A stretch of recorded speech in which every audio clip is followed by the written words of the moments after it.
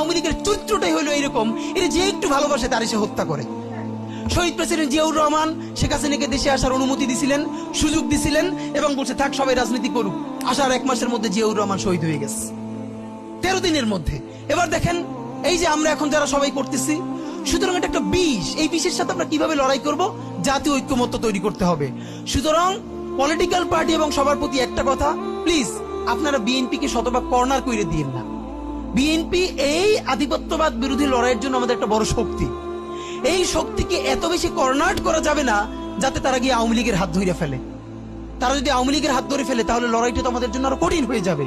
বরং বিএনপির প্রতি আমাদের চ্যালেঞ্জ হলো, যেই বিএনপি বাকশালী সংবিধানের প্রতি প্রেম দেখাবে, তারে শহীদ জিয়ার ছবিটা সামনে এনে বলতে হবে যে এই বাকশালী সংবিধান তো জিয়াউর রহমানই ছুঁড়ে মারছিল। বেগম জিয়া বলেছেন এই সংবিধানকে ছুঁড়ে ফেলা হবে। ওমা এখন বেগম জিয়ার চেয়েও নতুন বিএনপি আসছে, বেশি প্রেমের বিএনপি। যেই শহীদ প্রেসিডেন্ট জিয়াউর রহমান ইসলামোফোবিক জায়গা থেকে বাংলাদেশের মুসলমান, বাঙালি মুসলমান সব আইডিয়াকে ধারণ করে বাংলাদেশে জাতীয়তাবাদ তৈরি করলেন। এখন একটা নতুন বিএনপি গজাচ্ছে, কেউ চেষ্টা করতেছে পুরো বিএনপিটাকে একটা ইসলামোফোবিক বিএনপি করা।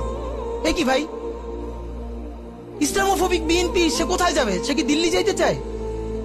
আমরা আমাদের প্রথম চ্যালেঞ্জ হলো স্বাধীনতা সার্বভৌমত্ব রক্ষার স্বার্থে এই বিএনপিকে শহীদ জিয়ার কাছেই রাখতে হবে, এই বিএনপিকে বেগম জিয়ার কাছেই রাখতে হবে। নাম্বার 2, আমাদের সামনের নির্বাচনে ম্যান্ডেট কি হবে এইটা সুস্পষ্ট। জুলাই সনদের ভিত্তিতে যদি নির্বাচন না হয়, এই নির্বাচন আপনারা চাইলে করেন, আমরা কেউ ভোট দিতে যাব না।